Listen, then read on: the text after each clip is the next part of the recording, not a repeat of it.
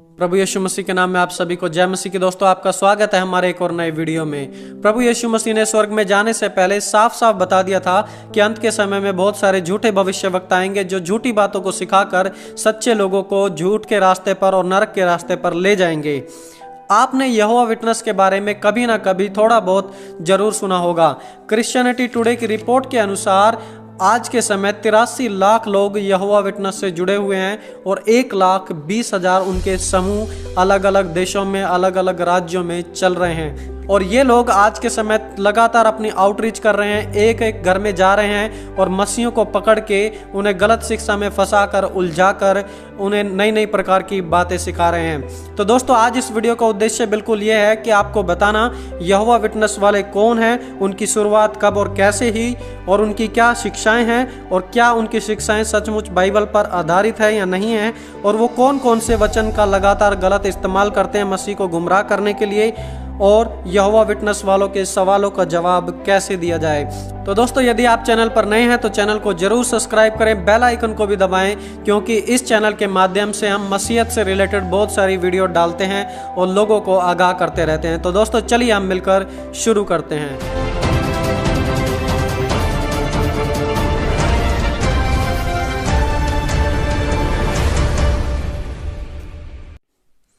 शुरुआत में यहोवा विटनेस का नाम watch tower Bible society and tract society के नाम से था। इनकी शुरुआत चार्ल्स तेजे रसल, जिनका जन्म अमेरिका में 1852 में हुआ था, उन्होंने की। 1870 में, यानी कि 18 साल की उम्र में, रसल ने एक बाइबल अध्ययन शुरू किया और जब वो लोगों को बाइबल के बारे में बताते थे तो लोगों को उनकी बातें काफ़ी अच्छी लगी और लोगों ने उनको एक पासवान घोषित कर दिया। दोस्तों, अब यहाँ पर ध्यान देने वाली बात यह है कि मिस्टर रसल कभी भी किसी बाइबल कॉलेज में नहीं गए, उन्होंने परमेश्वर के वचन का कभी कोई अध्ययन नहीं किया, और जो भी वो वचन की शिक्षा दे रहे थे उनके पास 18 साल की उम्र में वो शिक्षा पूरी भी नहीं थी। फिर भी उन्होंने लोगों को लगातार बताना, सिखाना शुरू कर दिया। क्योंकि वो खुद वचन को अच्छे से नहीं जानते थे तो लोगों को भी गलत वचन बताने लगे और इस प्रकार लोग उनकी शिक्षाओं को पसंद करने लगे और ये जो संस्था थी यहोवा विटनेस वो काफ़ी आगे बढ़ गई। सन 1879 में उन्होंने अपनी किताबें लिखनी शुरू की और उन्होंने बाइबल स्टूडेंट मूवमेंट के नाम से इसे चलाया। जब वो अपनी किताबें लिखते थे तो अपने मनचाहे तरीके से बाइबल का अनुवाद करते थे और ऐसा कहा जाता है कि उनकी मौत के समय यानी कि 1916 तक उन्होंने 30,000 से ज़्यादा बार प्रचार किया और 50,000 से ज़्यादा किताबों के पेज लिखे। रसल की मृत्यु के बाद जोसेफ फ्रैंकलिन, जो कि अगले अध्यक्ष थे, वो बन गए और उनका नाम watch tower Bible tract society से हटाकर यहोवा विटनेस रख दिया। दूसरे अध्यक्ष की मौत के बाद नथान कनूर ने अध्यक्षता संभाली और 1942 तक करीब 20 लाख यहोवा विटनेस में लोग जुड़ चुके थे, जिन्होंने यहोवा विटनेस को पूरे दिल से स्वीकार कर लिया था। 1961 में उन्होंने अपनी एक नई बाइबल छपवाई जिसे उन्होंने the new world translation of Holi scriptures के नाम से नाम दिया। तो दोस्तों, कुल मिलाकर कहें कि मिस्टर रसल ने इसकी शुरुआत की। वो खुद अध्ययन नहीं था, खुद वचन को नहीं जानते थे, लेकिन उन्होंने शुरुआत कर दी। उनके मरने के बाद जोसेफ फ्रैंकलिन आए और उन्होंने इसका नाम हटाकर यहोवा विटनेस रख दिया। और जब जो तीसरे अध्यक्ष आए थे कनूर, नथान कनूर ने अपनी एक नई बाइबल छपवा दी जो यहोवा विटनेस वाले आज के समय में भी इस्तेमाल करते हैं, और इस प्रकार 20 लाख लोग उनके साथ जुड़ गए और यहोवा विटनेस धीरे धीरे दुनिया भर में फैलने लगा। चलिए दोस्तों, अब हम जानते हैं कि इनकी क्या शिक्षाएं हैं, आखिर वो क्या विश्वास रखते हैं। दोस्तों, पहली बात, वो त्रिएक परमेश्वर पर विश्वास नहीं करते, उनके अनुसार परमेश्वर त्रिएकता में नहीं रहता। दोस्तों, दूसरी बात, वो मानते हैं कि यीशु को यहोवा ने रचा। यीशु अनंत नहीं है, यीशु की एक शुरुआत और यीशु का एक अंत है। तीसरी बात, यीशु यहोवा परमेश्वर से छोटा है, यीशु कमज़ोर है और यहोवा महान है। दोस्तों, चौथी बात, वो सिखाते हैं कि हमें सभी लोगों को यहोवा के बारे में बताना है, यीशु मसीह के बारे में नहीं। वो पवित्र आत्मा में विश्वास नहीं रखते। उनके अनुसार पवित्र आत्मा परमेश्वर की एक ताकत है जो लोगों के जीवन में कार्य करती है, उससे ज़्यादा पवित्र आत्मा का कुछ रोल नहीं है। उनमें से कुछ लोग विश्वास करते हैं कि मात्र 1,44,000 लोग इस स्वर्ग में जाएंगे और जो यहोवा विटनेस के साथ नहीं जुड़े हैं वो लोग स्वर्ग में नहीं जाएंगे। उनके अनुसार सन 1914 में शैतान और उसके दूतों को पृथ्वी पर गिरा दिया गया और अब अंत का समय नज़दीक है। तो आइए दोस्तों, अब हम जानते हैं कि क्या उनकी शिक्षाएं सचमुच बाइबल पर आधारित हैं या फिर बाइबल पर आधारित नहीं हैं। दोस्तों, बाहरी रूप से ऐसा लगता है कि उनकी शिक्षाएं बिल्कुल सामान्य मसीह कलीसियाओं में जिस प्रकार सिखाया जाता है वैसी ही हैं, लेकिन गहराई से जानने पर आपको पता लगेगा कि उनकी शिक्षाएं बिल्कुल अलग हैं और विश्वास से कई लोगों को भटका भी चुकी हैं। जैसे हमने पिछले पॉइंट में डिस्कस किया कि वो बाइबल के मूलभूत सिद्धांतों को नहीं मानते।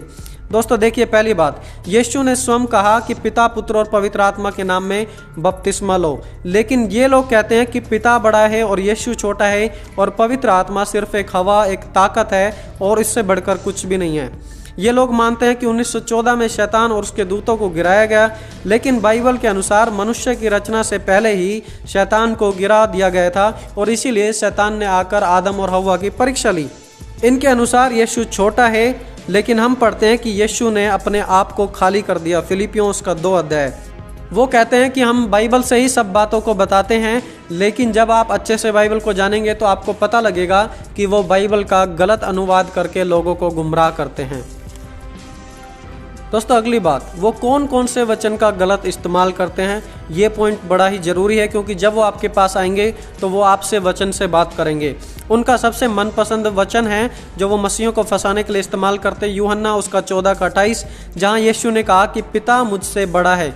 वो इस वचन को लेकर कहते हैं कि मसीहों देखो, यीशु ने तो खुद कहा है कि पिता मुझसे बड़ा है, इसलिए हमें पिता की आराधना करनी है, यीशु की आराधना नहीं करनी। लेकिन जब हम बाइबल ध्यानपूर्वक पढ़ते हैं तो यीशु स्वयं दुनिया का छुटकारा करने के लिए मनुष्य बना। यीशु के पास पूरा अधिकार था, है और रहेगा, इसलिए यीशु मुर्दों को भी जिंदा करता था और लोगों के पापों को क्षमा करता था, जो सिर्फ परमेश्वर ही कर सकता है। हम पढ़ते हैं फिलिपियों उसके 2 उसके 6 और 7 में, वहाँ पे लिखा है, जिसने परमेश्वर के स्वरूप में होकर भी परमेश्वर के तुल्य होने को अपने वश में रखने की वस्तु ना समझा। यीशु पिता से छोटा नहीं था। पिता, पुत्र, पवित्र आत्मा एक तुल्य हैं और वो इकट्ठे होकर कार्य करते हैं।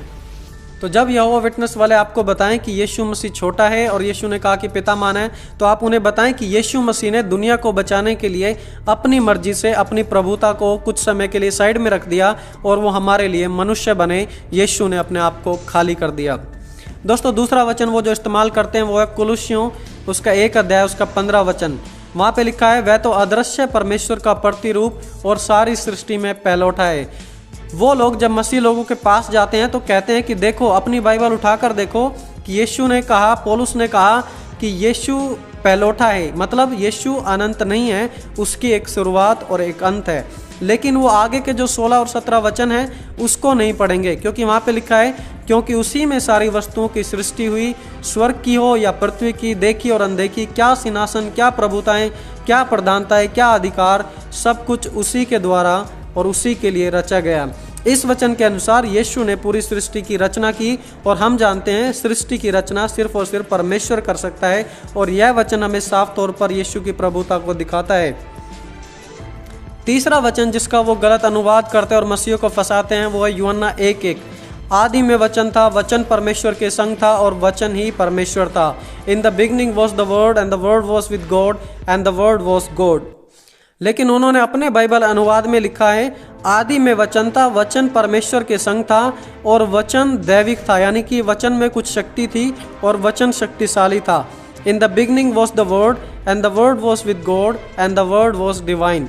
लेकिन सभी यूनानी अनुवादक, सभी महान स्कॉलर्स इस बात पर सहमत हो चुके हैं कि इस शब्द को डिवाइन यानी कि दैविक नहीं बल्कि परमेश्वर के रूप में अनुवादित करना चाहिए, और वो यहोवा विटनेस के लोग नहीं करते, वो अपना एक नया अनुवाद बनाते हैं। दोस्तों एक और बात, इनकी बाइबल में पवित्र आत्मा शब्द को छोटे शब्दों में लिखा जाता है, होली स्पिरिट।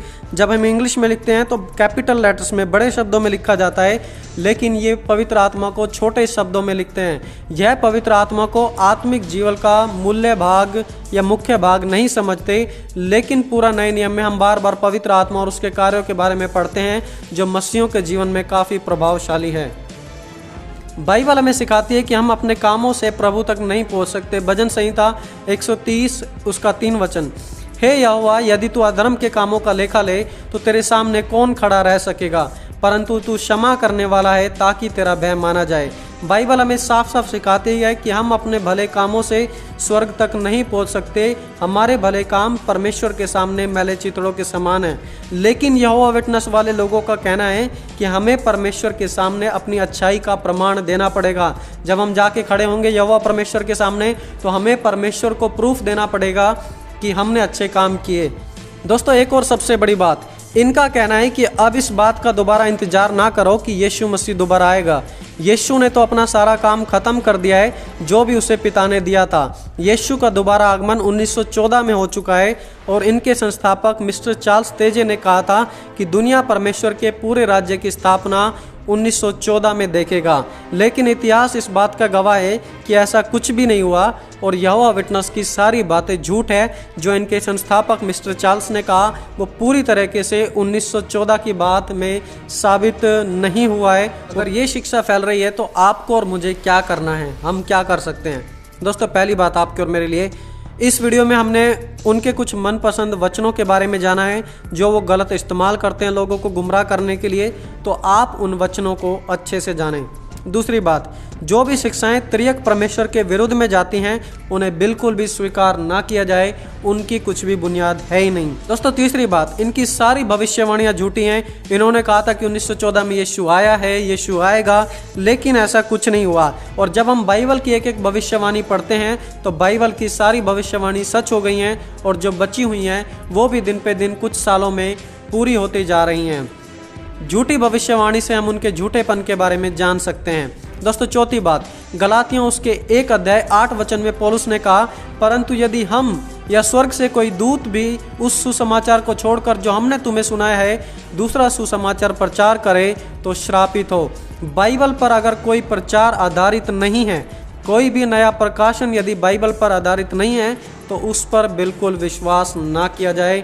सबसे दुख भरी बात तो यह है कि क्रिश्चियनिटी टुडे की रिपोर्ट के अनुसार आज के समय लगभग 83 लाख लोग यहोवा विटनेस के अनुयायी बन चुके हैं और तकरीबन 1,20,000 लोग इनकी मंडलियों में दुनिया भर में जुड़ चुके हैं। मसीहो, सावधान हो जाओ कि कोई आपको भरमाने ना पाए। वचन की सही शिक्षा का ज्ञान रखें।